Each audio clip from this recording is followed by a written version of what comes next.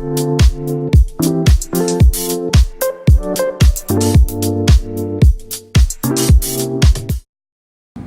going to talk about British Raj in 19th century. After 1858, Great Britain ruled India formerly as a colony, with Queen Victoria becoming Empress of India. To rule India, the British East India Company formed its own military and built forts. Indian soldiers are hired by the British East India Company and is used to defend forts or against the Mughal rulers of India and other European powers. After that, British took over the rule of India from the British East India Company.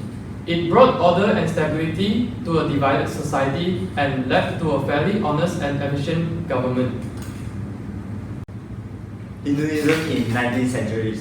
With the onset of the British Raj, they also started a Hindu Renaissance in 19th century, which profoundly changed the understanding of Hinduism in both India and the West. During 19th century, Hinduism developed a large number of new religious movements, which is Brahmo Samaj, Arya Samaj, and Neo Vedanta.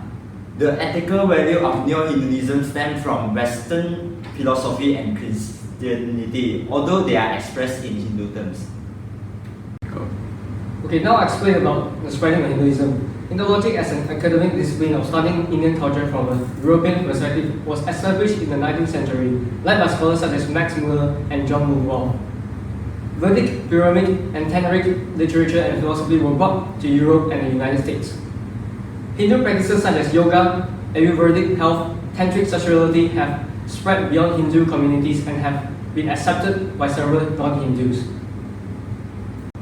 Indian culture at 19th century. Education. British introduced the English language in India. English became the lingua franca of the educated people in India. Literature. Shakespeare works were translated into Indian languages. Social changes. Sati, the practice of burning a widow with a dead husband, was made illegal by law. Slavery was declared illegal. The custom of offering children as sacrifice to please God was banned. Clothing. Educated Indians are wearing suit, tie, and full-sleeve shirt to look formal. Food. Tea, bread, and boiled eggs have become the most common breakfast. Sports. Cricket, footballs, and golf have become one of the most played sports in India.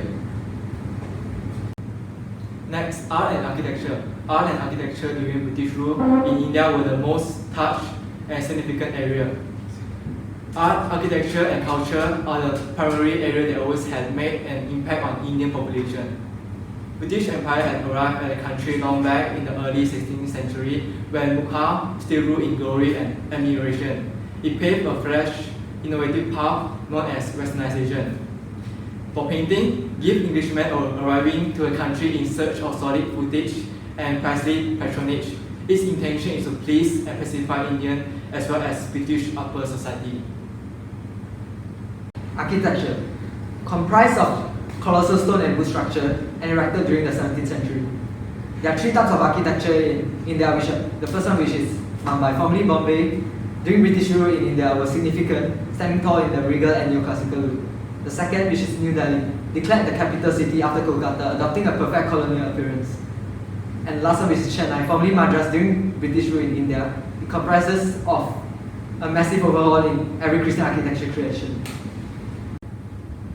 So the last is technology in India. The British Raj was by far the biggest technological advancement in Indian history. The transport in India at the time were bullock carts, camels, and pack animals. England needed railways that connected the raw material producing areas with the exporting ports. Besides that, vast improvements were also made during this period, such as electricity, the steam engine, and the telegraph. In short, these all were made possible with the British adaptability. That's all, thank you. In the 19th century, India uses the caste system to group people into 4 different classes. The 4 classes were Brahmins, Kshatriyas, Vaishyas, and Sudras. There was implicitly a 5th element known as the Dalits, which were the untouchables. One day. Kumar, Pakrash, help me send the box to my store, sir.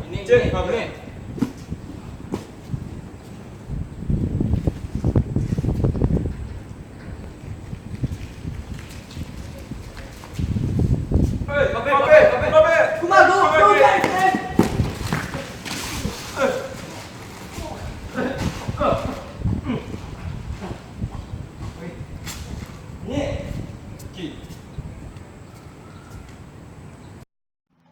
Then, a Brahmin went to buy goods from a Vaishya. Hey, good morning, sir. Good morning.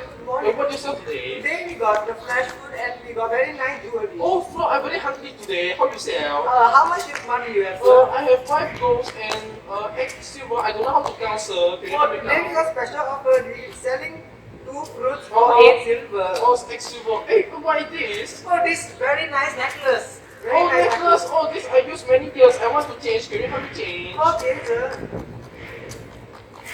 Oh, this look very nice. Let me see. Oh, how much is this? This one, 5 gold, sir. 5 gold. I don't know how to count. Can you help me take? Okay, sir. This one, 5 gold here. Oh, 8 oh. silver. Okay, Come home. there you go. Okay, thank you, sir. Thank you. Hello. Walaikum. Out of a sudden, a British soldier came to collect tax from the Vaishya. Kumar, get it.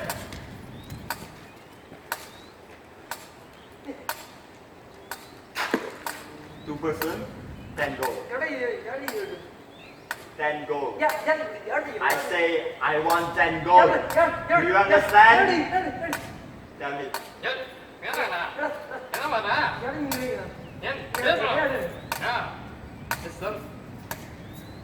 Not enough.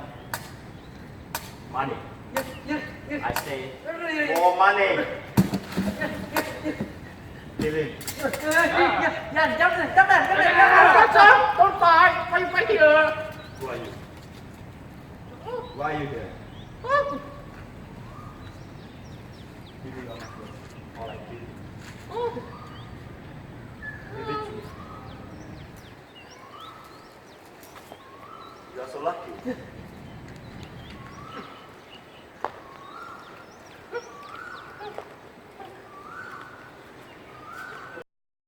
Being grateful, they went to the temple to pray to the Brahmin.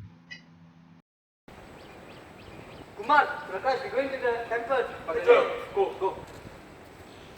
Kneel down. Hey. Kujigan.